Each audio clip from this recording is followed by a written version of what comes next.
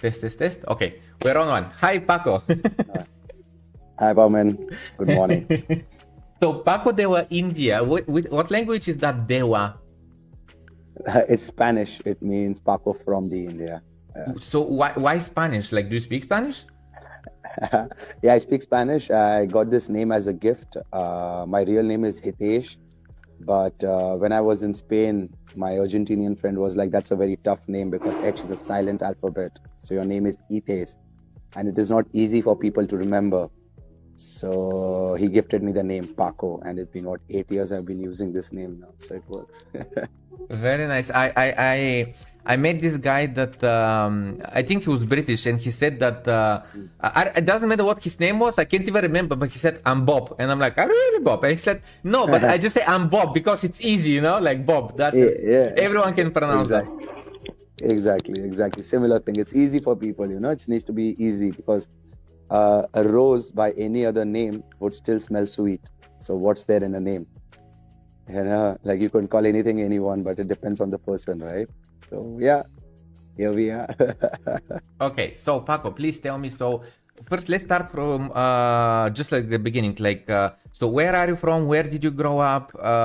And just give us like a small overview of, let's say, what happened in your life until you turned 18 or something.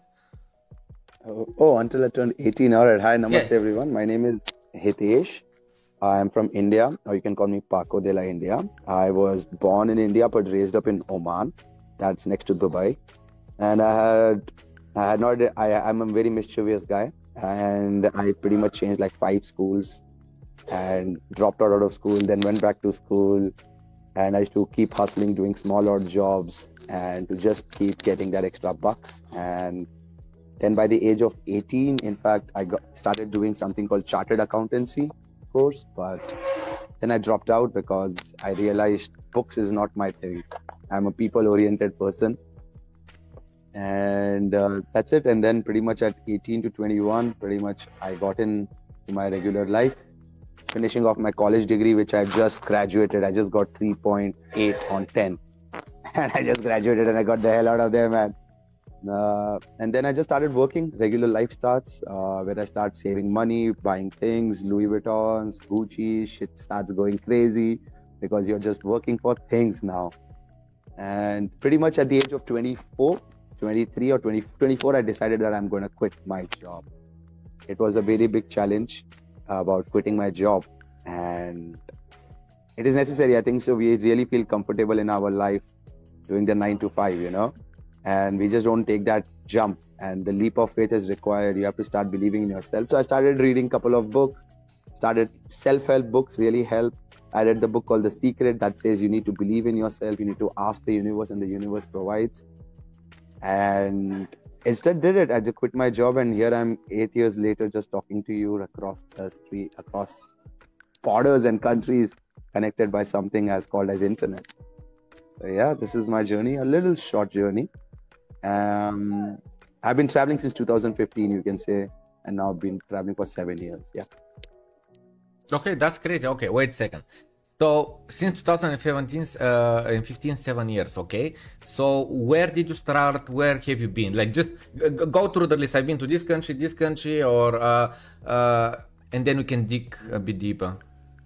So I've done a little bit of Southeast Asia. That would become like Thailand, Indonesia, Singapore, Malaysia, and all of this. That was traveling.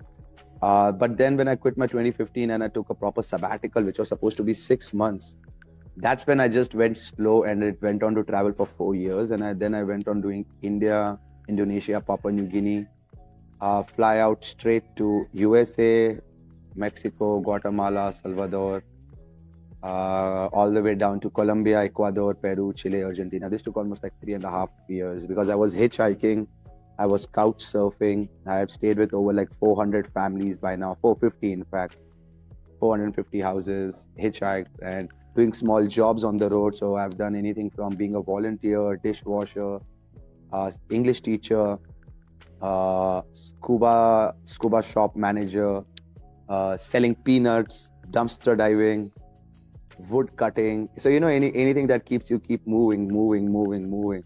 And that's what then I got into, became a waiter, started selling milk. And yeah, man, it's just been a caddy to a golfer. And just hustling until lockdown hits you. You just don't stop, in this. It's a wild ocean. And when we were born, we were in a lake under, thanks to our parents, we were safe. But as soon as you come to the mighty ocean, you have to keep moving. You just can't be sitting by the shore and playing with the pebbles. You have to move forward. So life has been just about trying. There is no thumb rule, you just have, there's nothing like you have to do this way or that way. It is just like do what moves you. So yeah, that's something in short. I'm just giving it out to you. Yeah. Okay, that's crazy. So that's just crazy. Hearing you saying I work like 50 different jobs and I've been constantly on the move, and I'm just thinking like, from the standard perspective where you want security in your job, you want that mortgage, you want to own your house, and you want to put down the roots, and this is your neighborhood, and this is your community. And what you described, like it's completely the opposite of what I just described. Yeah, brother, like I think so everybody is different, like everybody's just like this finger hand, right? Okay. This is fat, small, big, but when you eat your food all come together. So when we live in this life, we need all of it, right? We just can't remove anything. So everybody's doing their part, and it is nice to get inspired. It is a nice saying, I haven't said it in a while. It says 1% inspiration and 99% perspiration. That means 1% somebody will inspire you, but 99% it's you who has to do all of it. You just can't be like, oh, I'm inspired from this guy, oh, life is going to be good. Nobody, you have to do. It is about doing, It is very important about doing, and you have to try. Nobody has done it. When they say, be like a man, but what is the definition of a man here? A man is one who tried. And if he succeeded, and they're like, oh, wow, check that guy out. Oh my God, Christopher Columbus did this. Or in that matter, Einstein did that, or Newton did that, or the Wright brothers did it. Or the car was manufactured. Like everybody is a trier, Now we look into our entire industry. Now we talk about Satoshi Nakamoto. He tried and it succeeded. Like that's why we are where we are today. So it is about trying, We have to keep trying. You just can't be like, oh, this is the right way. Because you were not born from your mother's womb with a USB or a manual. Like, hey, you're going to live like this when you'll be 18, when you'll be 25, or you'll be 35. This is how your life will go. Like KFC, man. KFC, that guy who got up when he was 50, 54, but he kept trying. Colonel Sanders, yeah. Okay, you mentioned Satoshi Nakamoto. I don't know if you noticed, but on my cup it says I'm Satoshi Nakamoto. So nice to meet you. We all are Satoshi. We all are Satoshis, man. We all are Satoshis. Now, see, we all are equal, right? Finally, like you and me across the country are going to earn the same money, rather than just being like divided by the money devaluation. We all are freedom. This is one of the standard critiques of Bitcoin, is that, oh, Bitcoin is fake currency because they don't accept it anywhere. And I'm like, but that's not true. Like in Bulgaria, we have our own currency that's called Bulgarian leva. And yeah, with the leva, I can pay down there in the corner with on the vegetables and fruit shop. Yeah, I can go to Kaufland or whatever and can pay there. Sure, but then take that leva and go to the States, go to Australia, go to freaking Asia, go to Africa, and try to pay there with this currency, with this leva. No one is gonna accept it. And then you realize that your currency is fake. It's only real here within the borders of the country. While with Bitcoin, actually, yes, sure, we are not all in the same place, but we're all around the world, the people who accept Bitcoin, and you can pay with Bitcoin literally in the States, in Germany, in Malaysia, in Australia, everywhere. Everywhere. That's so true, man. This is why this journey, what is happening right now, is to just show like, hey, you wanted one passport, which is a big challenge, but hey, check this out. We have one currency. I know it is going to be a challenge. I know there is going to be denial. I know all of these things are part of the process, but hey, I just moved countries with Bitcoin, man. I just moved, like it is possible. Okay. It is possible. Okay, listen. Let's dive into Bitcoin, but let's start from the beginning. Meaning, when was the first time you personally heard, not invested, not bought, not acquired, but heard of Bitcoin? It was 2016. I was in Chile. 2017. I was in Chile, and this German guy comes down running in his boxers in the hostel, and he is like, buy Bitcoin, buy Bitcoin, buy Bitcoin. And I'm like, this guy's too drunk, he's too crazy. But he's screaming in the hostel in the middle of the night. He's like, buy Bitcoin, buy Bitcoin, buy Bitcoin. And I'm like, this is just another Ponzi scheme. I didn't bother about it because I was a traveler then. I was like, it's more about traveling. YOLO time. It was you only live once and this and that. Fast forward down to 2020, lockdown hit. I was somebody was in a hostel and Bitcoin is at about like $3,000 or $4,000. And I was sitting with this person and I was like, hey, here, take this $200 and let's just buy something. And this person was like, don't worry, I'll buy it in your name and blah, blah, blah. But I didn't get in, like purely investment. Now comes 2021. It's a full moon night. I am broke. I don't have money left. I have to pay rents and shit. I was 32, that then. And I get a call from my friend, a very good friend. He says, hey, Paco, do you want to travel the world? And I'm like, yeah, I want to travel the world. I love traveling. That's me. And he's like, but you have to travel the world on Bitcoin. And I'm like, oh, okay. Yeah, I don't know what it is, but I will travel the world. He's like, cool. I'll give you a book called the Bitcoin Standard. Read this book and come to me. And now this guy is he's a Bitcoin maxi, but now he's into Web3 developments. He's very well known in the Indian community.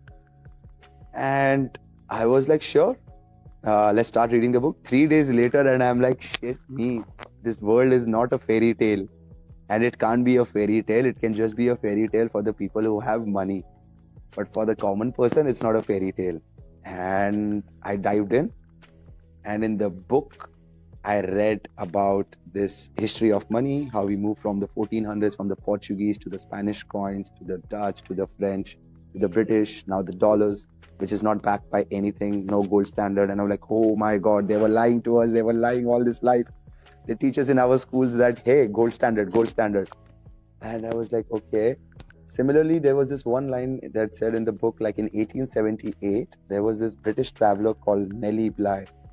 She had circumnavigated the globe by using pounds and gold coins, which was a new currency, pounds. I was like, hey, this is 2021. I'm going to travel around the world by using Bitcoin. And now I'm using a little cash because it's not really that easy to just use Bitcoin everywhere, because people here in Africa still respect cash. Even though it is devaluing and it's crazy, I really respect that. But yeah, so that's how my journey has started, from a German guy to a full moon night, and now I'm here. Today's day number 300, by the way. So yeah. Okay, listen, I wanna open your channel right now. Just a second. Because I want to just show to be part of the content of this podcast. Just a second. So I'm sharing here this. You're not gonna be able to see it very well, but that doesn't matter. I just want to show it so it's part of the podcast. So Paco de India is your YouTube channel, and if you click on videos, we can see a bunch of videos where you're saying like Bitcoin adoption in Sri Lanka, Bitcoin village in Sri Lanka, Bitcoins everywhere in Sri Lanka, and I watched some of the older videos as well, and you have like the Bitcoin logo everywhere, right? I told you so, the Da Vinci here. So can you like timeline, give us just the highlights of your trips, like where was let's say the people who are most familiar with Bitcoin? Where were the the people who have never heard of it, or were even that's a scam, you're trying to scam me or something like that? And are people open to it if they haven't heard of it, or they just heard just a bit? There is a mix of two people. Okay. Okay. The first main category of people are the ones who got scammed in those Ponzi schemes, pyramid schemes. That is the majority of the people. Those are the people who I would call have balls of steel, because after getting cheated and looted, they are still there to learn. And those are the people who have survived from 2017 to 2021, like you. These are the people who are there, and that's the community that has built Telegram groups, WhatsApp groups, Signal groups, Facebook groups around the world. Along with them comes the next batch, that's the 2020-2021 batch, who just want to get rich, who are like, hey, my friend made money, I also want to make money. There are these two categories. And then obviously there is a 2013, 2011, those are the OGs, which I call them, because they have read about it, they are aware of what Bitcoin is, and it's not merely a speculative asset for them. Okay. So these three mixes are there. Okay, so wait. Let's delay that question about the travels then, and let's deep dive a bit into this. Okay, so you said you made them into three groups. The ones from 2013-14 dodges, 2017 that went through a full cycle, and the new ones that are just like, oh my god, I want to get rich quick, I'm going to put the money and I hope that I'm going to make so much money. So just a quick background about my channel. I told you that I started when price of Bitcoin was 10,000. Just at autumn of 2020, and for 3 months, August actually is my first video, so from August until October or something, Bitcoin is still at 10,000, and then it starts climbing up to 20,000 in December, and then in January of 2021 we go to 30k and then to 60k. And my point is the following: during this time everything's fine, everyone is happy because everyone is making money, but when we drop down to 30,000, the hate started. Oh my god, this Plamen guy, he cheated me, I invested in this pyramid scheme, oh, Bitcoin is a scam, Bitcoin is going down, and stuff like that. Then we recovered back to 60,000, and then we actually most probably entered a proper bear market now that we are in today, and we are down to 20,000. So I'm giving this as a as a background, because my point is that today, at 13th of July 2022, whoever is still here, whoever is watching this podcast, he must understand what Bitcoin is. He must understand that there is these cycles, and yes, the price doesn't go only up. And therefore, my point is that the tourists, the pure tourists that are just trying to make some money on the way up, they're gone. Because we've been going down for 6-7 months. Like these people, some of them left 1 month in, other people left on the 3rd month, on the 4th month, and now 7 months going down. Like, the tourists must have left the boat. I love it. That's such a nice way you have put it. You call them the tourists. I've never heard that, but I am with you, brother. I would just add something great that I learned about 3 days ago. It's the value versus the price. The value of Bitcoin has gone above the roof. It cannot be stopped anymore. 2011, 2013, you could have stopped it. You could have done something about it. 17, now it is out, brother. Like now there are just like nodes. It's like a virus that is like coronavirus that has shared everywhere. The people are just seeing the price, and I'm with you on that, brother. Everybody sees the price. I personally have been sharing Bitcoin from 60,000 to 50 to 40 to 30 to 20. Yesterday I just sent some Bitcoin to some guy in States at 19,500. It is true, and as much I'm hearing, there's going to be a dump in the market. The market is going to absorb it, but it's going to hit that 14, 12, 10. You're going to feel it. And people are just seeing that this and this. But if you, there is a lot, if you look at the value of proposition of what Bitcoin is solving and providing to the human mankind as compared to the price. Price is just like a very small factor, and slowly and gradually people will learn. That's what people don't learn about what is Bitcoin. People just see what is Bitcoin. Like, oh, up, down, up, down, up, down. Up is, when it's going up and down, that means you're alive. Just like when you're in a hospital and they put that ECG monitor to you, they check down your heartbeats. When it is moving up and down, that means you're alive. But when it's a straight line, you're dead. And it should be good, man. It's like this, it is, man. It's how adoption comes. This is how people are aware of it, because people are still doubting. Peter Schiff, man. I love that guy. Now you got him. You're aware of what happened to Peter Schiff, right? Yep. He's gonna become the biggest Bitcoin proponer soon. He's like, they closed my bank.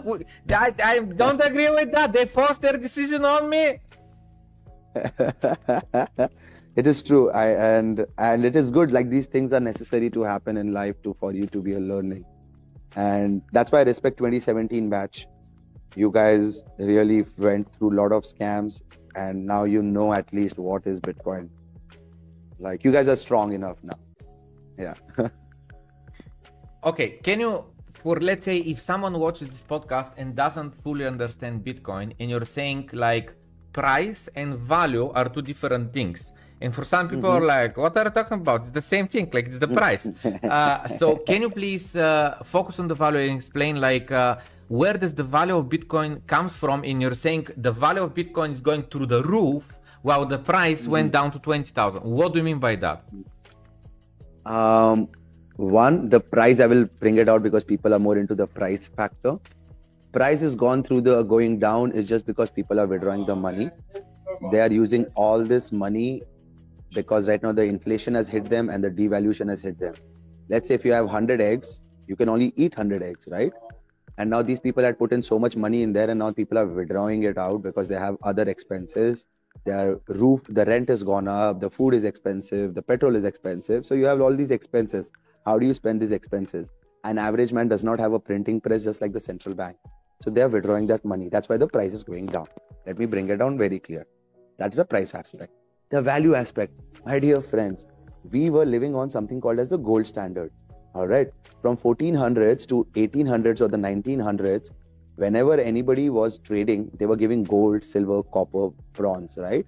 So that means a Bulgarian gold coin or an Indian gold coin or an Argentinian gold coin or a South African gold coin, all right? They all were gold. So everybody was earning gold. They just had a different stamp of the king. Gold was gold, silver was silver, bronze was bronze. They all were scarce resources. Everything was great. We all were earning the same thing. We moved away from that. Now our money is no more gold. We are on paper money. It is backed by what? Nothing. What is it backed by? Nothing. We were backed by gold, but it is not. It is backed by something called as a US dollars. Now US dollar is just printing and printing and printing, and your country's money is just getting devalued. A great example is $1 became €1 yesterday. 1:1 it happened. Every country kept devaluing. Now you're like, why is this devaluation happening? Why is my money falling down? I am working. Why is there every year 5 to 10% of devaluation? And then there's something called as inflation. Inflation is happening because there's an overprinting of money. Very clear on that. A very simple example to sum it up on the price aspect, on the value aspect is Monopoly. Have you played Monopoly, right? Yep. In Monopoly, they used to have a banker and used to say, hey, banker, don't cheat. And banker used to give you that free 200 money every time you pass the go. And when you passed the go, you got free money. But after the first round, the 5th round, the 15th round, that 200 was not enough. Why? Because the things started getting expensive on the board. You had houses, rents, jail, pay money there, pay money there. This is what is happening right now.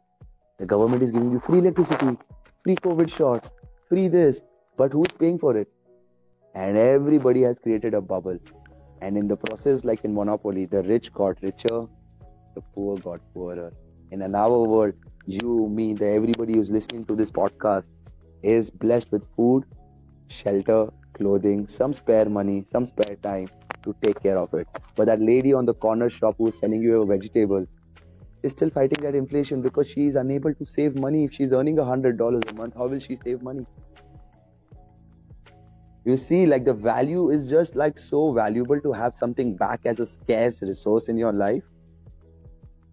Because when something is scarce, you value it.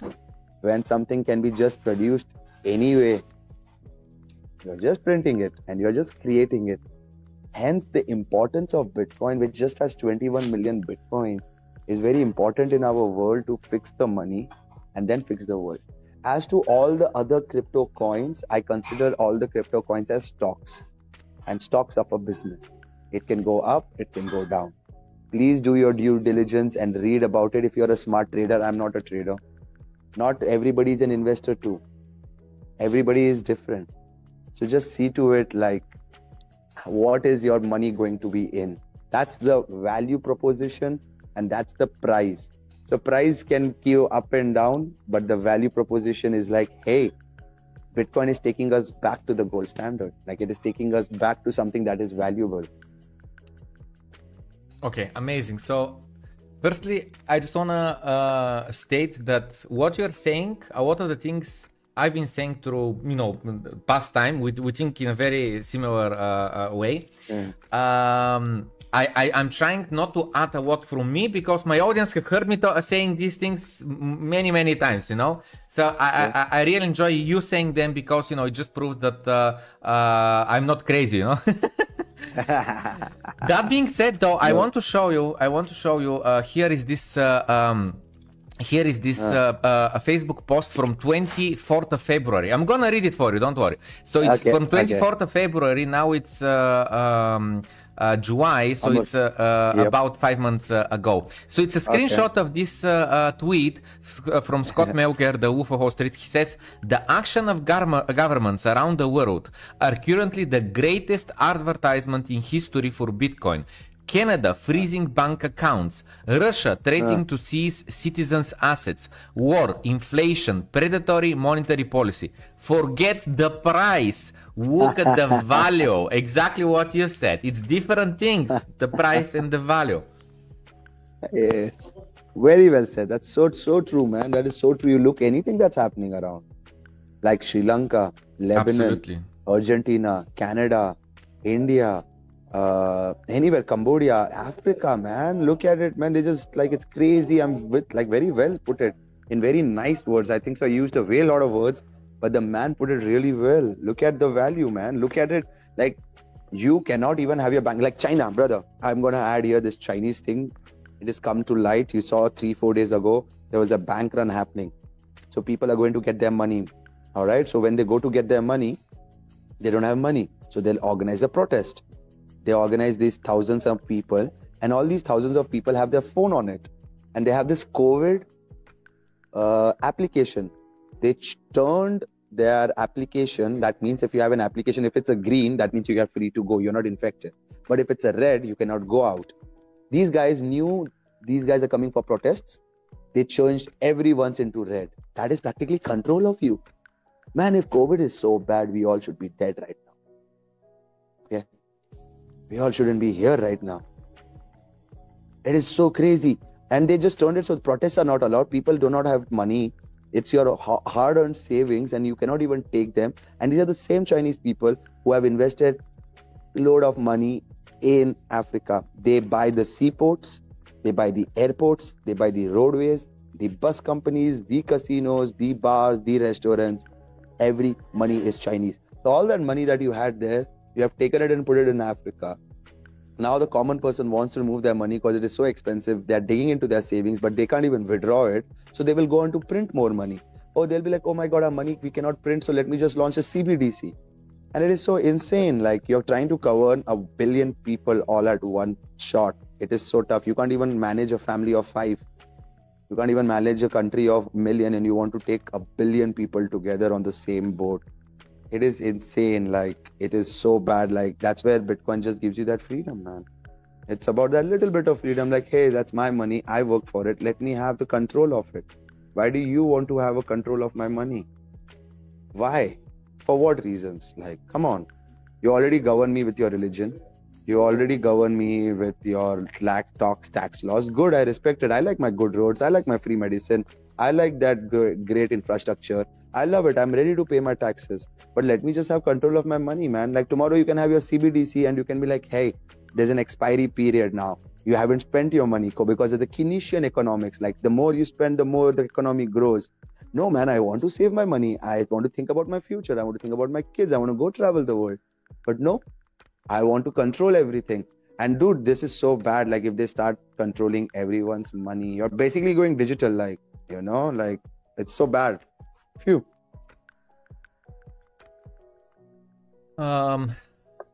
So my channel is called Crypto Revolution, and I call Bitcoin the, the most non-violent protest in the world.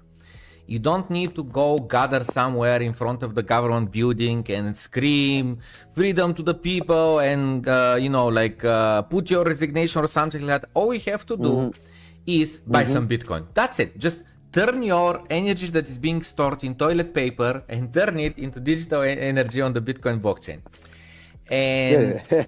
And I've been doing, I visited a few other channels, just like you are visiting me today. I visited other Bulgarian channels that are not strictly about crypto, and to talk about Bitcoin and, a lot of the common questions is like, oh, but what happened with Bitcoin? It was supposed to go to 100,000 and then it crashed down to 20,000. Like, why was that? And I'm like, Bitcoin didn't crash, like the economy crashed, everything crashed. Have you looked at the stock market? Have you looked at the, the mortgage payment of the mortgages in US? They doubled in 1 year. What's going to happen to the real estate market, you think, in US if this continues to climb up? If the average mortgage went from 1,000, the down payment per month went from 1,000 to 2,000. Like, if it goes to 3,000, that's it. We're nosediving the real estate as well. So my point is that everything is nosediving at the moment. S&P 500 is down 20%, Dow Jones is like 30%, and so on. And these asset classes, the other ones, there were trillions of trillions of trillions. So even 20% down,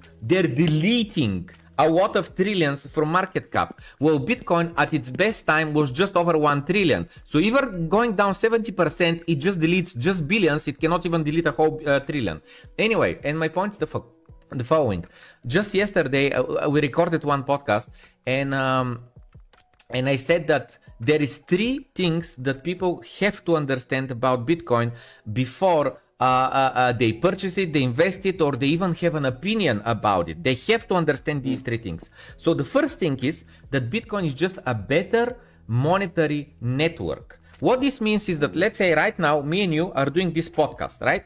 And let's say we want to monetize it. And the question, how do I monetize? I monetize, let's say, with this merchandise. I'm like putting a nut and saying, you know what? If you like Bitcoin, purchase one of our t-shirts. I make, let's say, $5 per t-shirt. And this is how you support the channel, right? Another way is to do, let's say, a Patreon where people can just subscribe and give you some money. But on a Bitcoin standard, if Bitcoin is really adopted worldwide, what you can do is people to pay just 5 cents to watch this podcast, just 5 cents, or let's say just 1 cent per every 30 minutes.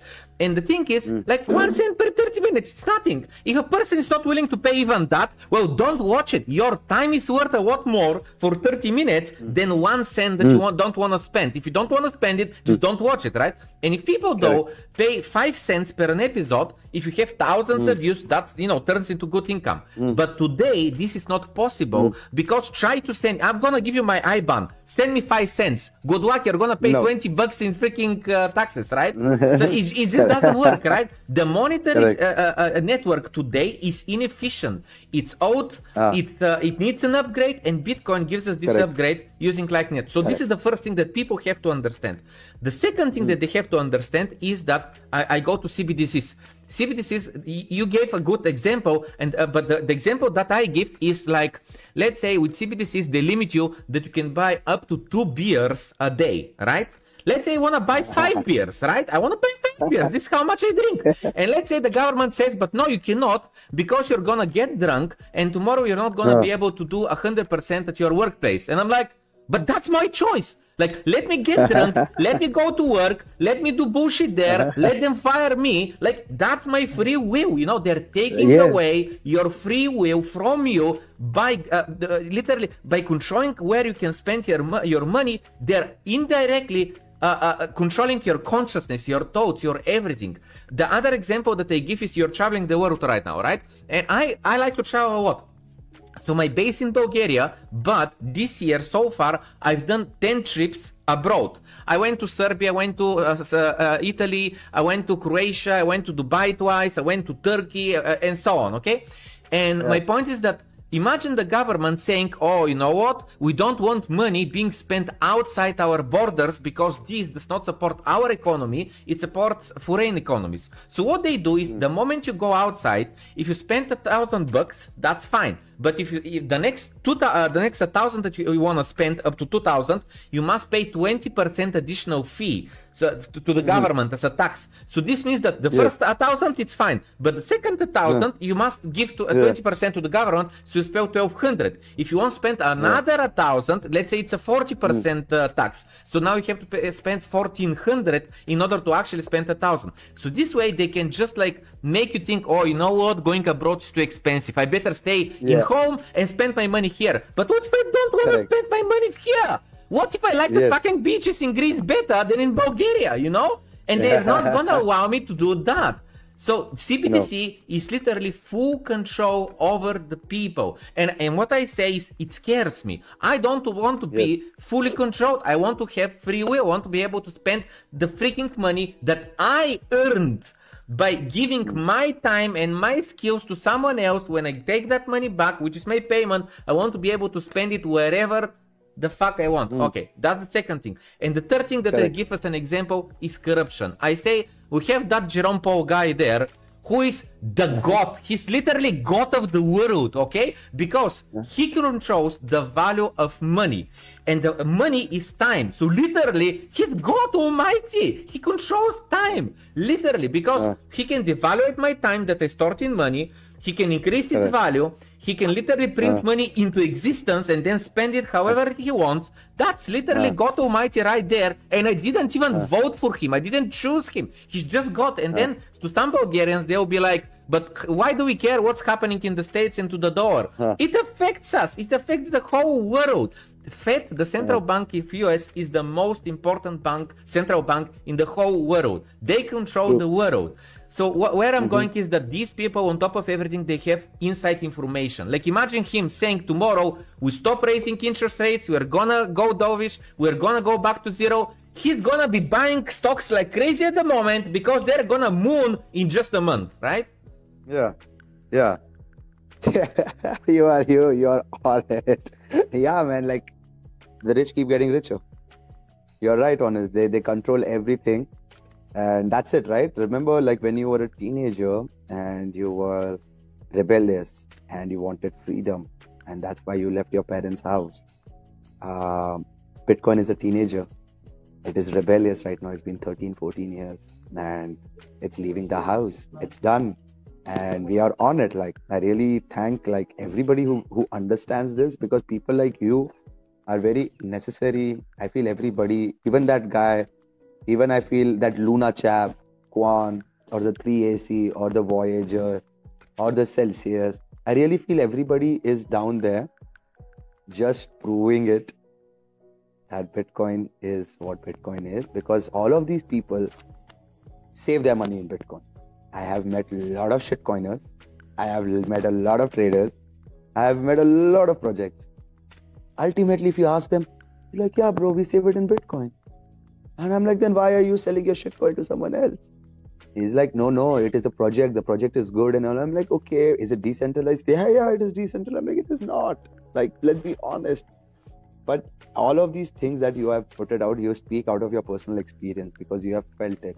I have come to understanding that there are so many people in the world that do not want to know how the financial world works. They don't care. They are just like, I want to live my life. They are just like that. Like, I want to live. I don't care about how it works, but it is slowly. Like if I put this cup and I put a hole here, slowly your coffee will be gone, right? That is how we are right now. In fact, this is a big fucking hole. Even like you put a coffee in jars after jars and they're just like doing it. Many people don't want to know. And there's a lack of knowledge and people are still traditional. Like I was sitting with some 60-year-old guy yesterday. They're like, I don't care about what's happening. I've lived my life. And this is what is happening. Like people don't care. And people like, I didn't care about the financial monetary terms. And did you care about financial monetary terms until 2-3 years ago? You were like, no, I'm a smart guy. I'm getting my job. I am happy.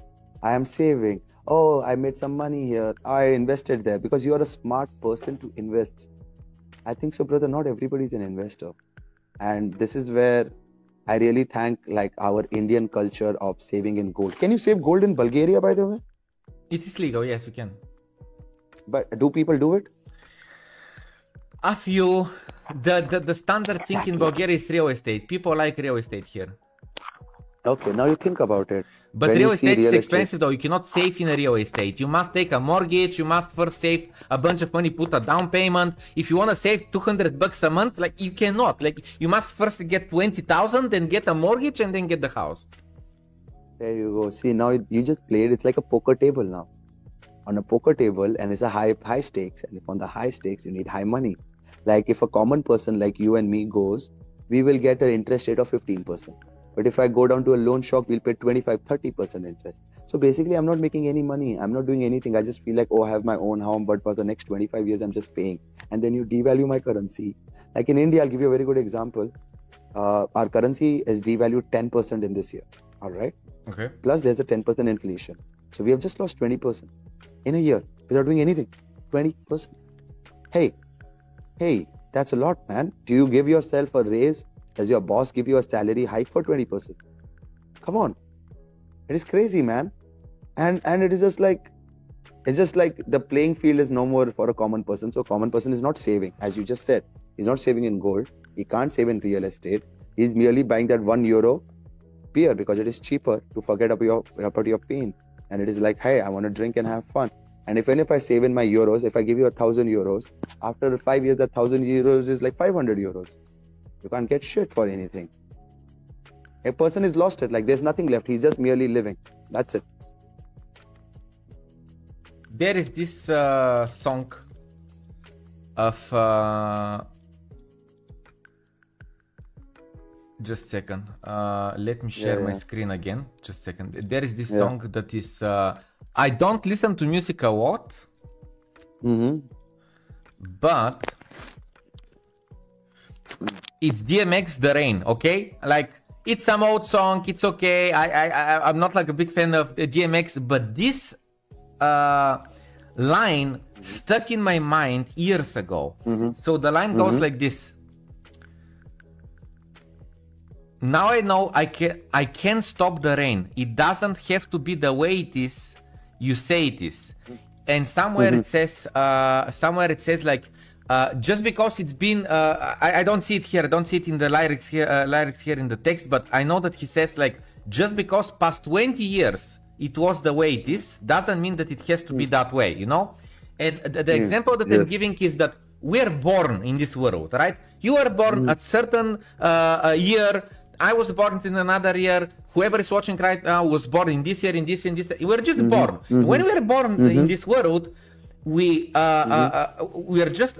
It's like starting a game of chess, but already the board is not reset. The board moved, and let's say you're on move 37. You're born into this chess play, and it's already like the pawns are moved, everything's moved, and it's in a certain state. And when we are born, we're just, like we have to play by the rules, by the current state that we are born into.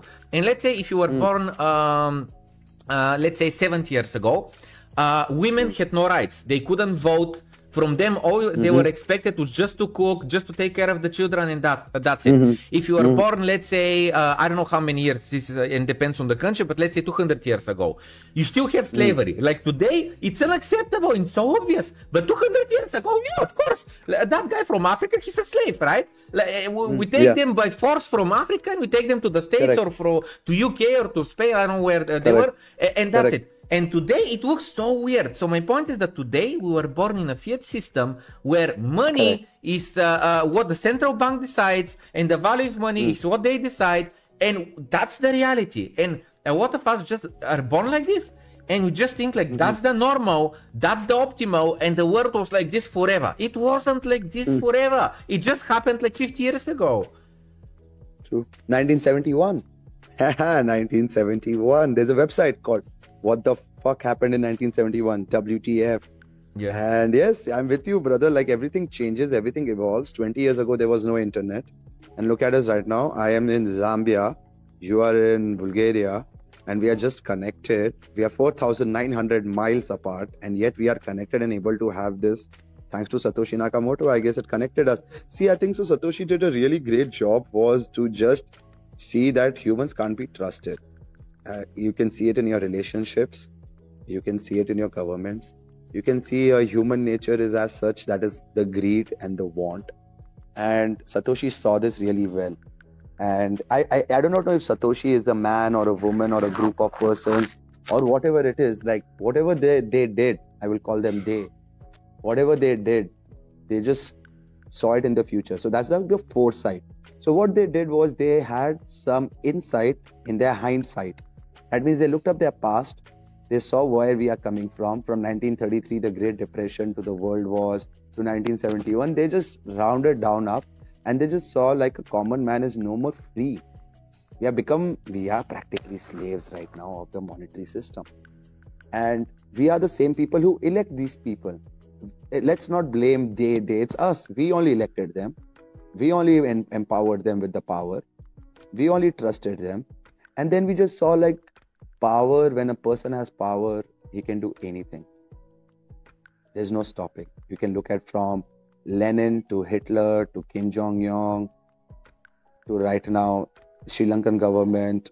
Anybody has power can do anything. Americans for that matter, 60 wars they have done in the last 45, 50 years. Anybody to stop them? Nobody. But they can go down and put a sanction.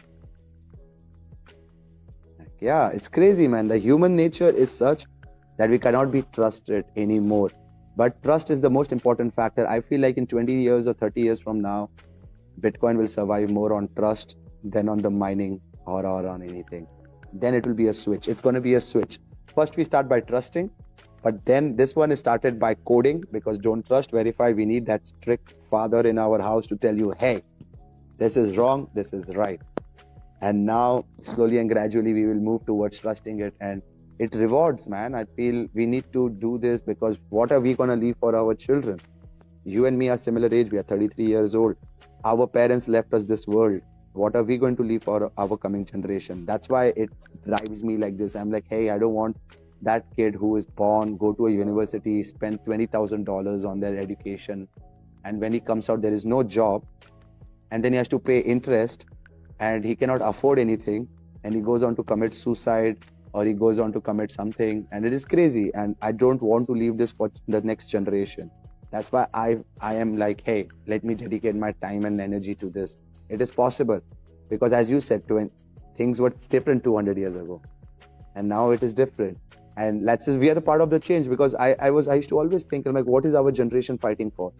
The 20s were the World War, 40s was the World War, 60s, 70s, 80s was the hippie area or the industrial revolution coming, 90s the USSR. What are we fighting for? And now when I see Bitcoin, I'm like, yeah, this is it. This is our time. This is it. Like, this is the least we can do. See, if we have 10 eggs and they tell us to put it in a basket, they said don't put it all in one basket. But right now there are 21,000 coins. And where do you want to put your energy? See, now you have 24 hours in your day. You dedicate your energy on this part. Similarly, if you have to invest your energy in shit coins, and I'm like, yeah, sure, go for it. It's like you going out picking up women every other day. But you love that one woman. Then why don't you spend that energy with that one woman?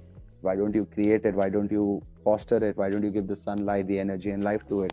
And it is one thing that Bitcoin is teaching you. I think so. Bitcoin is a process.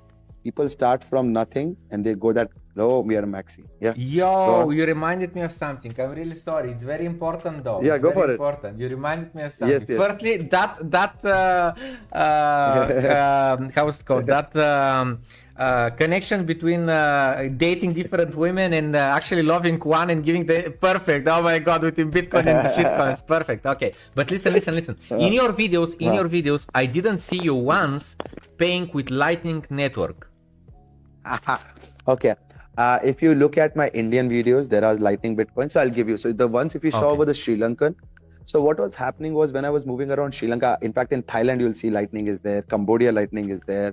But what is happening is, see, Lightning is there. Like I will see me using Lightning in African videos too. But what I want to share here is when I found these so I find these businesses by luck. There is no like, okay, this is it. When I find these businesses, they already have an account with either Binance or Coinbase or Yellow Card, or they have a trust wallet. Okay. Like they already have it. So I just want them because they already are in a system, like they are on it. So I was like, here, take it. There is Lightning because I really show them, because see, most of the people are traders. See, nobody understands Bitcoin. Okay. Let's bring it out. 99% of the people don't understand Bitcoin. Okay. They are mostly traders. Okay. They're already on a system and they want to cash it out. Okay. But if you look at my Indian videos, or if you see somewhere where I'm orange pilling someone, I am setting them up a blue wallet.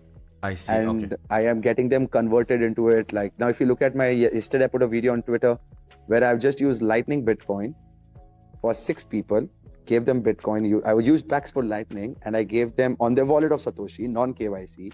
Okay. From there, they used Bitrefill to recharge their phone. Okay. So it is there. It is coming out there slowly and gradually. It's there. It's a mix of both of these, because I don't want to change someone's trust. Like somebody who's going to a Protestant church. It is Protestant. Okay.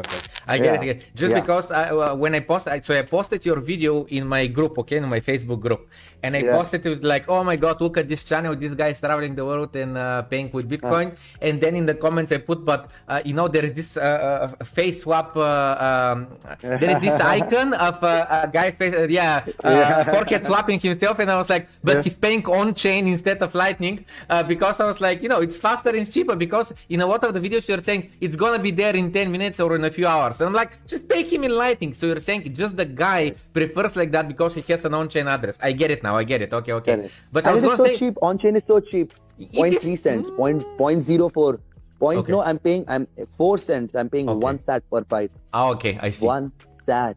Okay. And today's world, 1 sat is like what, 0.02, 0.03. Yeah. So it is okay. Like I just wanted that person to feel the joy of receiving a Bitcoin, because he's already just traded, but he's like, hey, I just traded my services for Bitcoin. Yes. That just gives him a joy.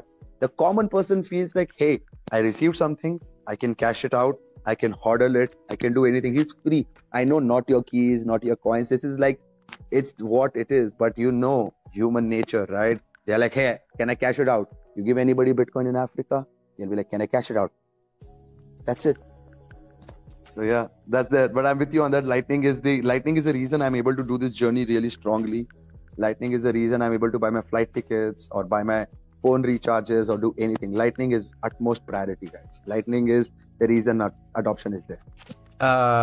When I go with friends, crypto friends, to a restaurant or something, I always offer to pay to some of them with Lightning my part of the bill on Lightning, and they pay for me with the card or with cash, however they want. Perfect. Also, whenever I am paying the bill, I always tell to the waiter, does he accept Bitcoin? And if he says no, obviously he's gonna say no. And I'm like, listen, I'm gonna double your tip if you accept Bitcoin payment. So let's say my bill is $55, I'm gonna give him 60. But if he downloads right now wallet of Satoshi, I'm gonna send him another $5 there on Bitcoin.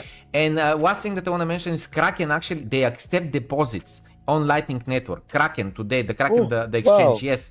So if they have Kraken account, you can tell them, listen, open your deposit address on Bitcoin, and there you can choose on-chain or Lightning. You click on Lightning and generates an invoice. And with the invoice, you just pay it, and it's gonna be instant payment to their Kraken account. Wow, man, I really appreciate what you're doing, because we need people like you. We are creating a circular economy. I think so. It's you who can definitely get an adoption. Like even if you get your 4 or 5 businesses accepting Bitcoin, imagine those guys will just send Bitcoin. Let's say there's a falafel shop, or there is a massage shop, or there is any restaurant. Like they themselves will create a circular economy. So they themselves will move the Bitcoin. You no more need anything else. I think so. You can do that in a very good way in Bulgaria. Like I think so. Bulgaria is really strong on adoption. I guess you are pretty much on the top, right? We're okay. Yeah. Yeah, because I've heard really good things about you guys. So you can create it, and I think so. We need people like you. This is what, when they ask me like, how are you orange pilling? I'm like, you can start orange pilling by your favorite coffee shop. You go down there and like, hey, listen, I'll come down to you. I'll pay you in Bitcoin. You can either sell it or you can hodl it. But I want to start this process. Let me be the first person, and because I really believe in this thing. If you give someone a car, the person will drive it. If you give that person a book, the person will read it. If you give that person some Bitcoin, he will study about it. He's like, why did this guy not come with a Luna or an Ethereum or a USDT? But he came with precisely Bitcoin. Why? And human nature is such, it's a curious mind, and they will dig into it. Actually, there is a conference in Edinburgh on 21st of October. It's a Bitcoin conference. Yeah, and just a second, wait, I just wanna show you something. Okay, so now I need to share the screen, just a second, like this. I'm mentioning this for a reason, just a second. So I go here, window, this one. Okay, so you're not gonna be able to see very well, but anyway, so this is tickets on sale, Bitcoin Collective, yada yada yada, and we go from here to the official website. And it's a conference in UK. The UK's Bitcoin conference, £150 is the ticket, 21st and 22nd of October. And when I click to buy now, and I can click here, pay with Bitcoin. And when I go to pay with Bitcoin, it requires data. Just a second. I'm gonna put fake data for a second, submit, and then though it generates this Lightning Network invoice for me. So I paid with Bitcoin, even for my Bitcoin conference ticket just yesterday. Wow. Yeah. Wow, congratulations, man. See, there you go. It was just it. The money just moved without you moving anything or seeking permission. Like no censorship and full transparency and full privacy. Like look at this. You'll be down there, man. Congratulations. There you go. That's beautiful. Like, this is it. This is what if people can just see. Because, brother, in Africa, people do micro jobs. They do $5 jobs, $10 jobs on Fiverr, Upwork. You know that, right? Yeah. And when they get paid, they have to pay like $5 as a commission to Western Union, $5 as a commission to PayPal. So they practically cannot even do those small jobs because they have to pay so much. It is not fun. Because an average person who wants to contribute to this entire thing, but he's unable to because of this. So it is amazing what Lightning has advised. Lightning is beautiful. I know that there's price fluctuations. I know the businesses want to, how will they account it for their business? So I have come across somebody called bitwage.com. They help you receive your salary in Bitcoin. Then I have come across Bear Tax, BEAR, Bear Tax. They help you with the taxation process, how you can accommodate it in your balance sheets. So I think so if people just start this process, because they haven't seen they only just see the price, right? They don't see the value. And if they see the value, I think so nobody will sell a Satoshi to anyone right now then.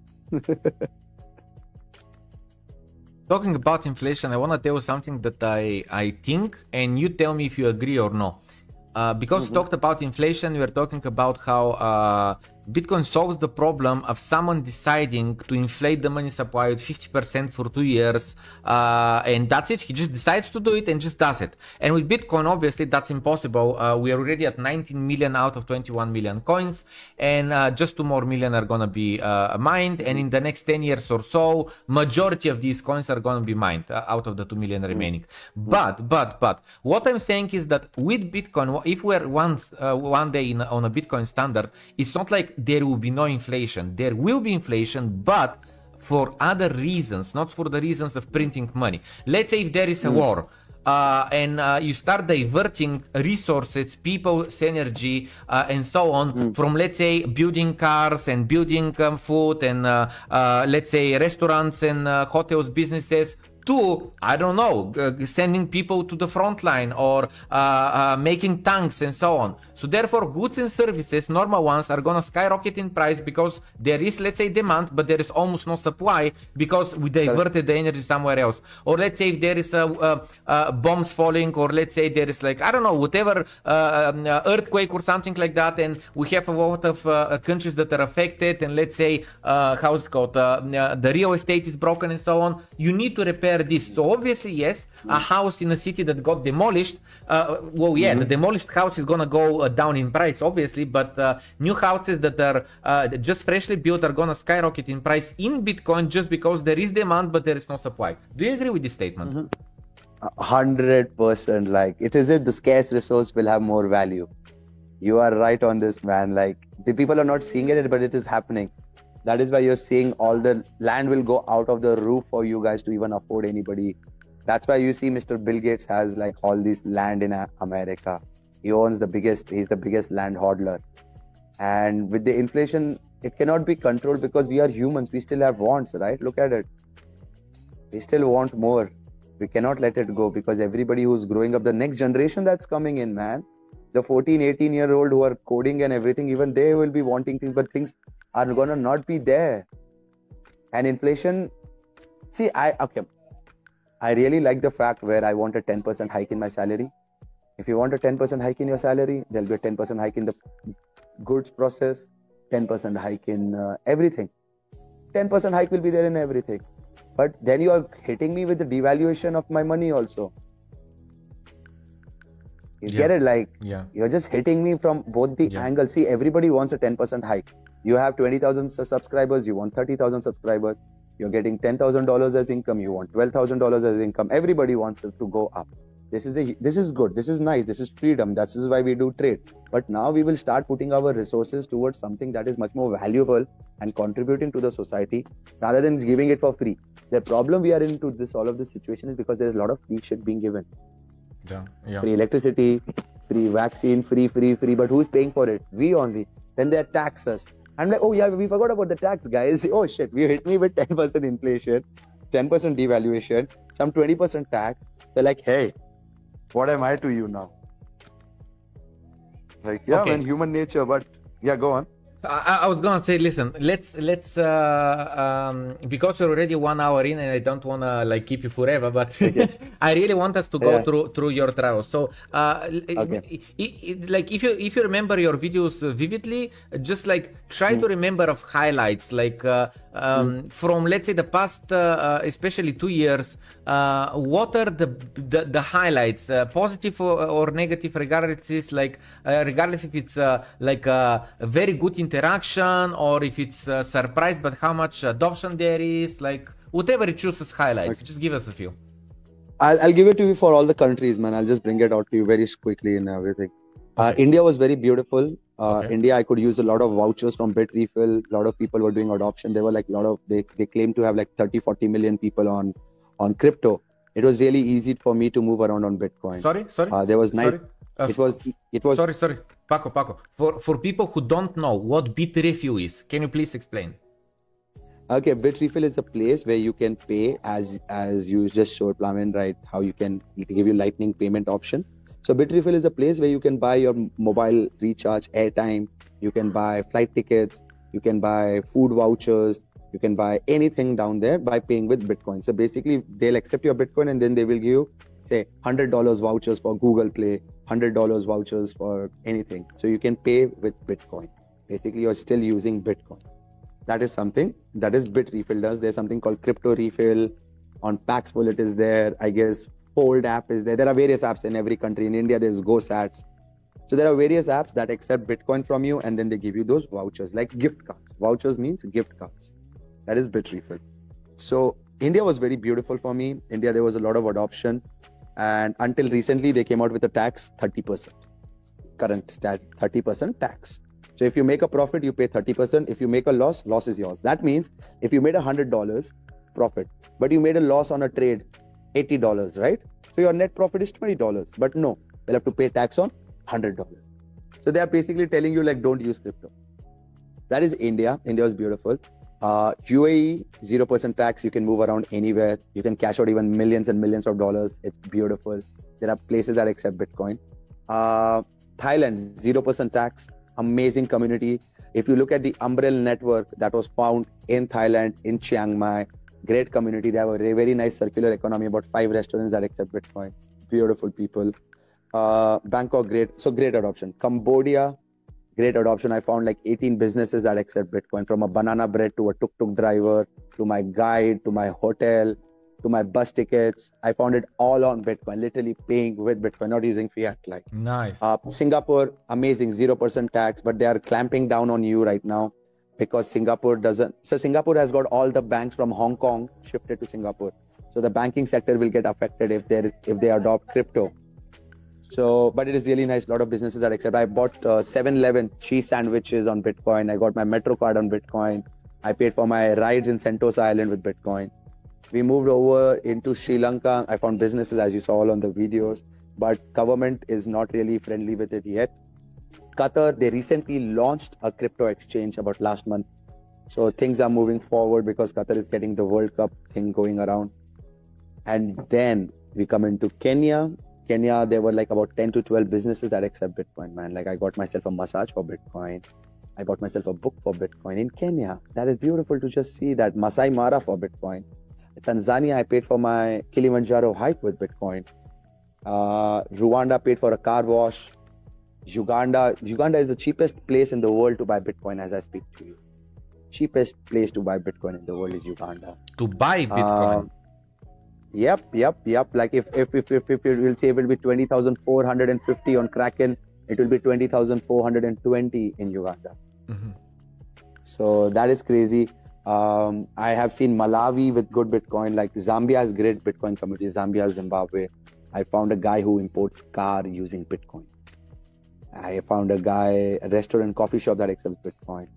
And so it is really nice adoption that has come across Mozambique. Like it's great. Like things are picking up. So thing is, slowly and gradually, like you people and like us, in fact, like we are spreading the word.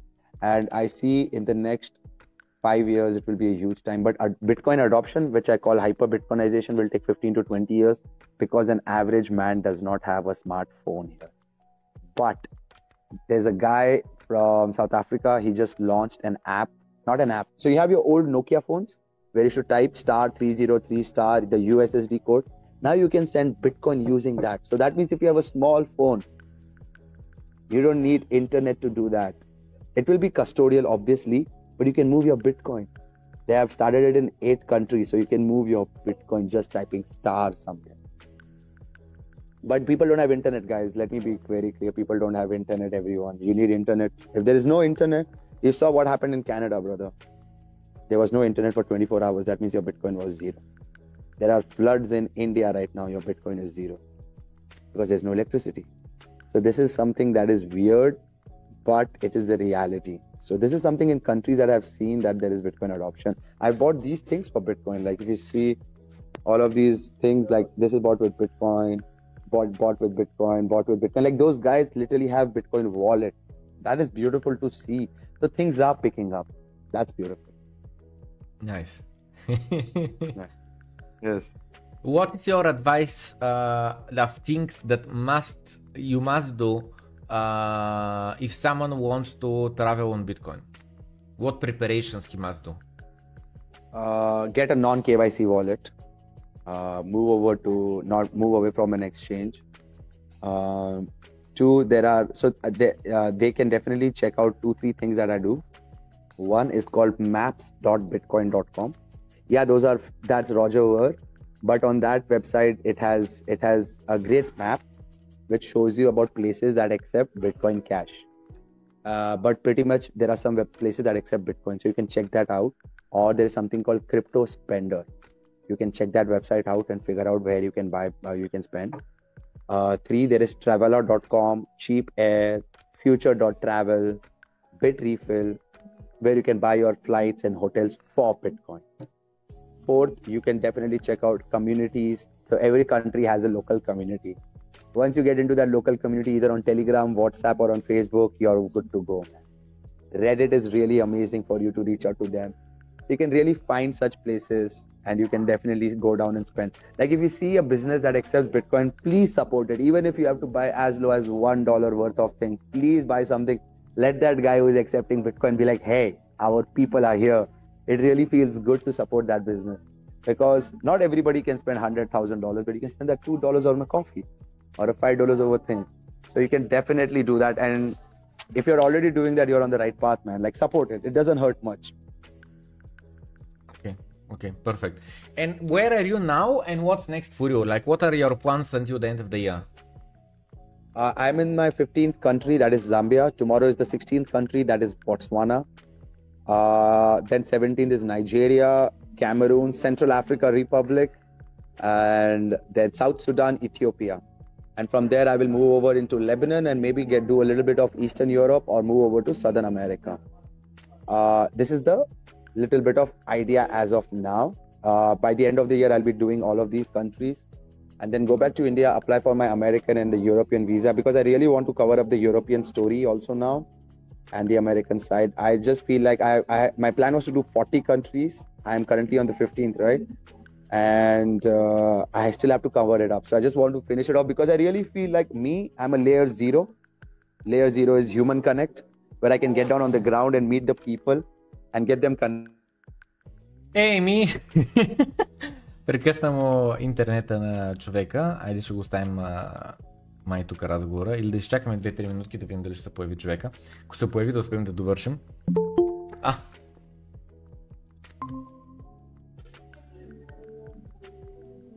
Hello.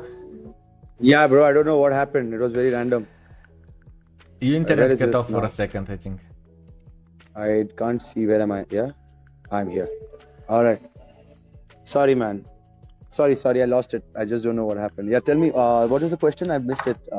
So what we're talking about is plans for the future. You said Yes. countries 16, 17, 18, 19. You said after that jumping to Eastern Europe and then flying off to maybe to how's it called to Southern America. And then you said also India is something about passport, but I missed it. Yeah, I wanted to apply for visas, so I have to apply for visas because most of the countries I cannot go if I don't apply visas, and they're like, go back to India and apply. So I'll go back to India and like, gather all those countries and I'll apply for all of them together. I'm like, here you go, get me all their visas and let's just go. So yeah, that's the plan. I just feel like give everybody the voice because I really feel we all have been in the digital era. Thanks to COVID, we all got connected. And now what we can do is just take it forward and how we can like adoption. Like brother, definitely we need education. Like what you're doing in your local language is utmost priority. And this is what we need in this world is a local language. In Zambia, there are 72 languages, but I don't speak those languages, right? So how will I share the information? I don't speak Bulgarian or I don't speak Russian or I don't speak Portuguese. So how does the language go trickle down to the common person? That is important. And education is something that I'm really looking at. I am really seeing that how I can spread the message in really simple terms in their regional languages. That's the biggest message. Okay. Yep. Okay. Listen, I'm extending an invite to you. If you come to Bulgaria, you have my number. Yes. Call me and I'm please. gonna host you here in Bulgaria for a few days. Also, Thank you. did mention to you that we are going to Edinburgh on 21st and 22nd of October. But just before that, on 15th of October, there is a Bulgarian crypto conference. We are the people who are organizing it. We already did one in March 2022 this year. And we had almost 500 people on the conference. Yeah, it was 8 lecturers. It was in Bulgarian language. I send you a link to the trailer because there is no speaking in Bulgarian. It's just like scenes from the conference, so you can get an idea what it looked like. The second edition, though, the first one was in Bulgarian language. The second one that's gonna be on 15th of October, it's gonna be in English language because all the guests are gonna come from abroad. So Jeff Booth, have you heard of the book The Price of Tomorrow? Yeah. Okay. So Jeff Booth is one of the speakers. His Canadian friend Greg Foss is one of the speakers. We have a few more confirmed speakers, but I don't want to mention them because they're a secret as of right now. So we're gonna have a bunch of international English-speaking speakers. They're gonna come to Bulgaria. They're gonna be here for the conference. Then for a few more days, we're gonna do a road trip together in Bulgaria. And after that, they're flying to Edinburgh on the next conference to be speakers again. And we're flying to be guests, just to see them on the scene there. So if you can make the time, try to be here on 15th of October. Thank you, man. That's a good advice, man. Because I was really looking at what is going to be my October thing. And yeah, man, it looks possible. I will try, man. Because I have to just see how things work out on the visa part. That's the biggest hurdle. But now that you have given me a time, I will try to be there, man. It will be an honor. Okay, Thank you so much, man. It will be an honor.